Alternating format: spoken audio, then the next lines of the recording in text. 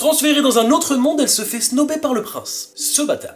En effet, Sei, une japonaise dans la vie active, est envoyée dans un autre monde. Mais au lieu de recevoir l'accueil royal que l'on attend d'un transfert dans un autre monde, eh bien cette fois le prince va porter son intérêt sur la deuxième personne invoquée, Aira, une jeune fille japonaise elle aussi, mais plus jeune. D'ailleurs, l'objectif du Kona, du prince, c'était de faire venir la sainte avec cette invocation. Et du coup, vous l'aurez compris, ce rôle a été arbitrairement confié à Aira. Et Sei, notre héroïne, quant à elle, elle est furieuse. Après, il faut la comprendre, on a bousillé sa vie, on l'a transférée dans un autre monde, elle pourra plus jamais revoir sa famille, et en plus on la snob. On peut clairement dire que le manque de respect est présent, ouais. Bref, elle est assez mature et elle va voir le bon côté des choses, au moins on va pas la faire chier. D'ailleurs, elle va trouver un hobby dans cet autre monde, l'herboristerie, ou plutôt créer des potions. On est surtout sur un slice of life centré sur Sei. Et c'est juste un vrai plaisir de suivre son quotidien. Et d'ailleurs, ce dernier va être pas mal chamboulé par plusieurs petites péripéties, et qui sait, ça va peut-être créer de l'enjeu. Bref, ce manga, c'est l'extraordinaire apothicaire, c'est édité chez Delcourt Tonkam, et si vous le souhaitez, il y a aussi une saison en animé qui est plutôt pas mal.